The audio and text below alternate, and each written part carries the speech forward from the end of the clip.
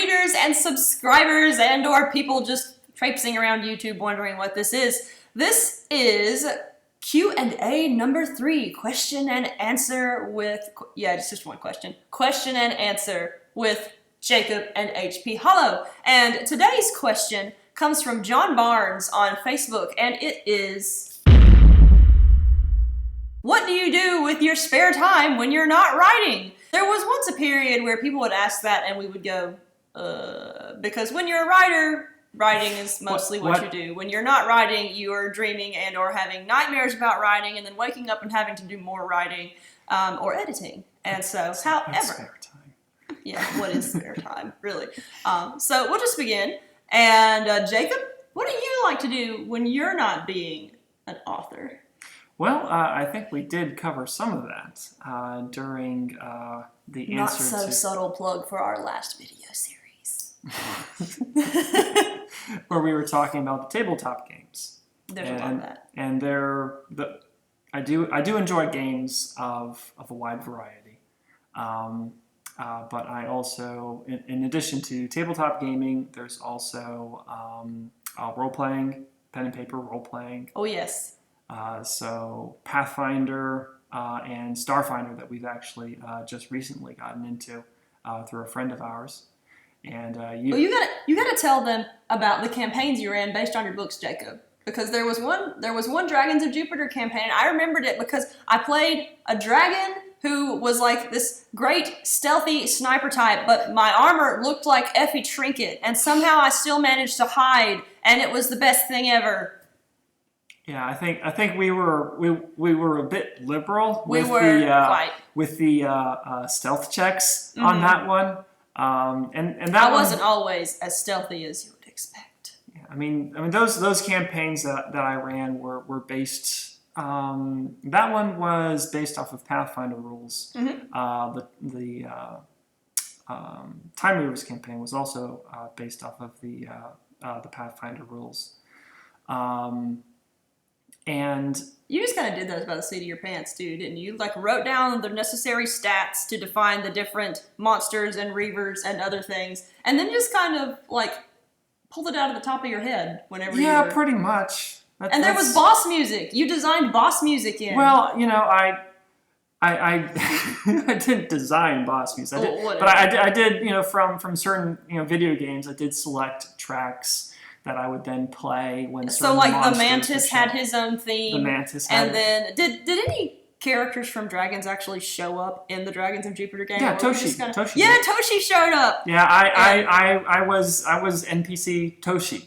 Our party was not part of the main cast. We were the Drake Squad, and Jacob once wrote a short story about these. And I think that the tagline for this was, when the best aren't available, send in the Drakes. Mm-hmm. We were definitely not the best. We were distracted by pies, and by pies that exploded, and it was quite a very sad game, but very hilarious. There was one character that that I introduced from that also appeared in the book, Viter. Oh yeah, I remember Viter. I like his hair. I know you never describe his hair, but in my head, his hair is really cool. Okay. I just thought you would appreciate my headcanon for your book. But that character I set up as as a character that I was portraying to the party, and I set him up as a character that would assist the party. And so immediately, as soon as you almost did, mm-hmm. you were getting set up. We trust no one in Jacob's games. You come up and you look suspicious, you're dead. We don't have time for you. And I specifically brought this character in to assist you guys with the next segment, where you're going through no one's land. Oh yeah. Land of the evil pies. And land of the evil pies. There was lots of sand and moon stuff too, but mostly we just remember the pies. And you almost killed that character. Mm-hmm. But I sort of just I made it up as I went along. It was a much looser format than, say, if I was working on a novel. That with a novel, I'm very much planning it out in detail, really, in-depth outlining, in-depth background, and with a campaign like that, I was just kind of making it up as I went along, and we all had a really That's good the time. most fun part of DMing. Like, I don't do it anymore, but I used to work for a local library system, and one of my responsibilities was to run a Pathfinder group for the teens who would come. And that was enormously fun for me because with that particular group, they weren't like hardcore let's follow the rules types, and so I was very much a let's go by house rules player or dungeon master, and focused more on story and fun than the sort of intense gameplay mechanics. And my players ended up getting into some really ridiculous stuff. I would give them extra experience for bad puns, extra experience for making really bombastic entrances. And I really enjoy running those kinds of campaigns because you never know what they're going to come up with. And I really do like challenging my players like that, just to be wildly creative. And though there are some where I ran where I made up some campaigns that were intended to be finished within 30 minutes, and the longer you took to finish the encounter, the harder it would become. Basically, I as the DM would actively try to sabotage you, and that in itself was fun too, because in any kind of RPG setting, you're playing against the DM, but in this one especially, you were definitely playing against the DM, and I was quite cruel. Though in contrast to that, the campaigns that we've been participating in, where a friend of ours, Chris, has been we don't have time to write campaigns anymore.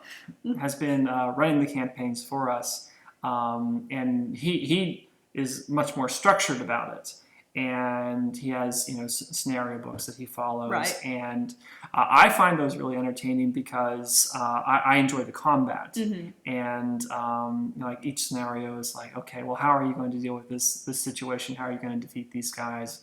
And generally it's been a good mix of the campaigns he's been running of combat and some character stuff also. Cool. Okay, so and in addition to that, video games, I do enjoy video games. Boy, does he. And the one that I have been playing recently is Monster Hunter World. And I come home, why did I say that? I don't come home, I work at home. Jacob comes home, and then it's Monster Hunter music until we go to sleep. It's actually kind of cool because the music is really good. But well, it's after working, it's how I relax. Either that or Arkham Horror or a tabletop game. I do not find Arkham Horror relaxing at all. It's like I gotta go curl up in a corner after I finish Arkham Horror and de-stress. And specifically, for the people that haven't seen the other video, Arkham Horror: The Living Card Game by Fantasy Flight Games. Yes, you should just go watch the other video because we totally fangirl over it. I mean, even he fangirls over it. It's pretty incredible. All right. So, we know you like Monster Hunter. What would you say your favorite video game ever is? That would be Xenosaga III. So, and that's one of the reasons why the PlayStation 2 is still hooked up to the television over there, is that occasionally I feel the need to replay Xenosaga III.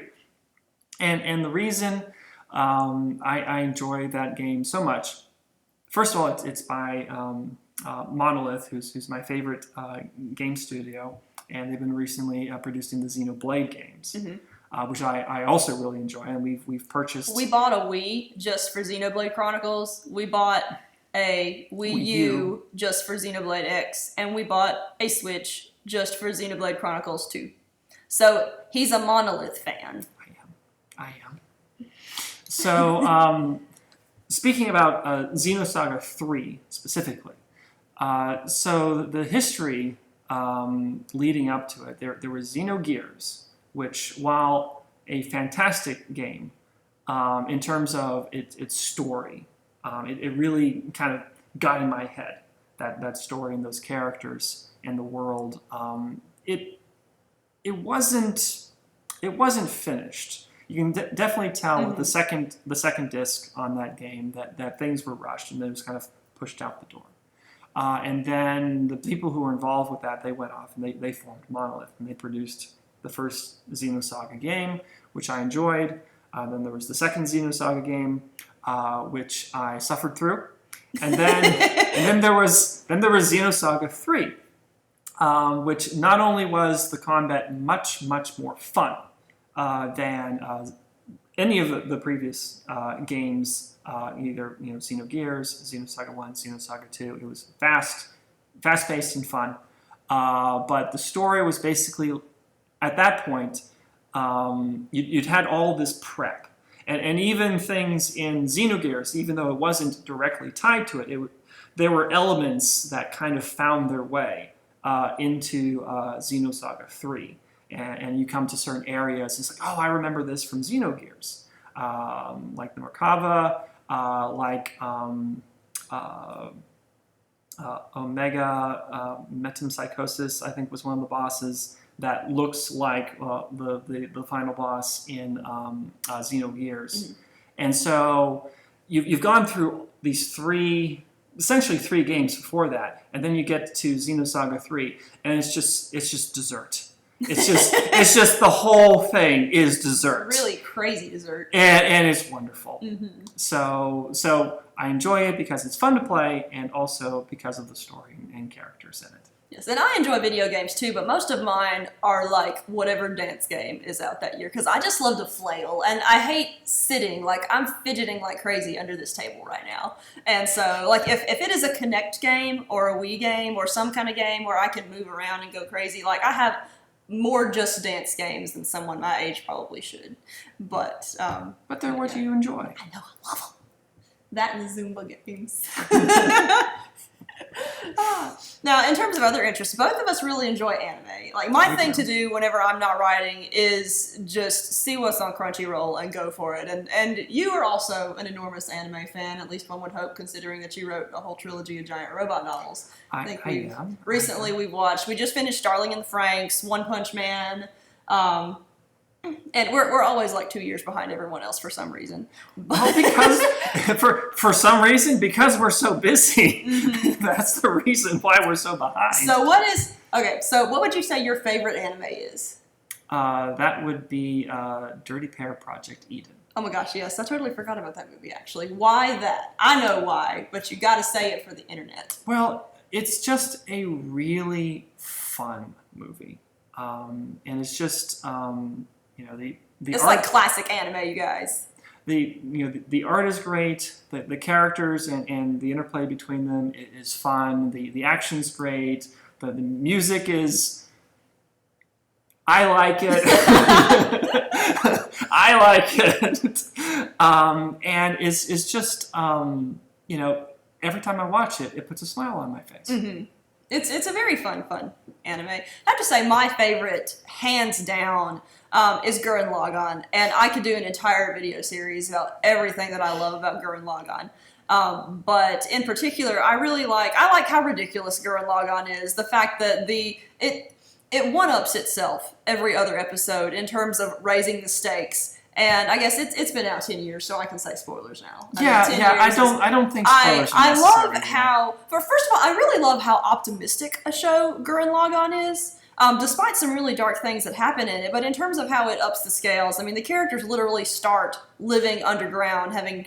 They live in a hole in the ground. Yeah, they live in a hole in the ground, having never been up to the surface except for a few instances. And then by the end of the series, they're literally inside giant robots the size of galaxies, throwing other galaxies at each other. And it's just wonderful. It's a person in a giant robot that's then piloting a larger giant robot, right, which is then piloting another a larger giant robot. And it's a mecha turducken. Yes, exactly. A close runner-up, though, in terms of my favorite anime, it's come up semi-recently. It's got to be Food Wars. It's no secret to anyone who follows me online. I love to cook, and which is another way. Very good at it. Yeah, I am. I love to eat, so you gotta love to cook well if you love to eat.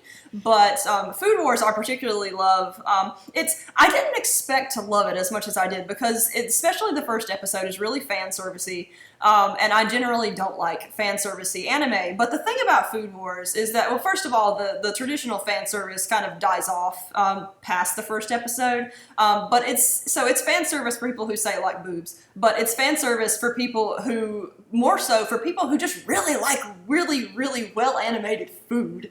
And every episode of Food Wars, I end by saying, oh my gosh, I'm going to make that. Oh my gosh, I'm going to make that. I'm going to make that too. I'm going to make that also. We're just going to eat all of this. But then the recipe started and the ingredients started becoming season 1 is pretty good, and then you get to season 2 and like everybody is in a higher level and all the ingredients are like things that I have to, I don't know, go to other countries to get or are just not available in my usual grocery stores or even at some of the specialty grocery stores around here, and it makes me sad. And that's why Food Wars season 1 is my favorite, but after that it just kind of, it dies off for me because I love looking at food, but it's really, really hard looking at food that you can't eat. It's like one of my least favorite things about Facebook is looking at, like when my friends post pictures of food that looks delicious, and then I'm like, I want to eat that, and then I realize they're like 4 states over. And I can't go to that restaurant unless, like, I mean, I'm not going to, I would drive 4 states over to go to a restaurant, but it's not really practical, and I could spend that time writing. But I think, well, both of us would agree that the time is probably best spent writing, and hopefully some of the people watching this would agree that our time is probably best spent writing. But yeah, in addition to cooking, I like gardening too. I like to grow my own food as much as I can. It's a tiny garden because I have a really short attention span, and I also kill things really easily in terms of plants. Like I basically judge what I'm going to plant that year by just planting a bunch of stuff and seeing what survives, and then I just plant the survivors next year. I don't like really finicky plants, but I love gardening. If you'll see a lot of plant pictures in the spring. So I think that pretty much covers what we spend our free time on. Yep. When we're not working on our books. Yep. So, food and nerd stuff. Yep. Yep. We need a better conclusion than that. Nova, come walk in front of us. Nova, I don't even know where Nova is. Nova's been fed, so she's fine right now. If Nova were here, she would say, "Thank you for watching, and see you next time." Bye.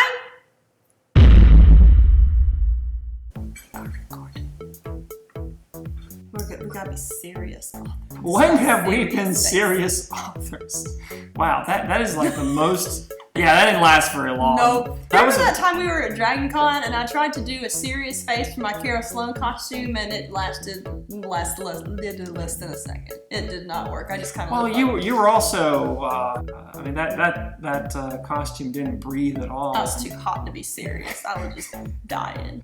This is a note to our readers. If you ever decide to build a full armor costume out of Wonderflex, build in some fans and you're gonna die.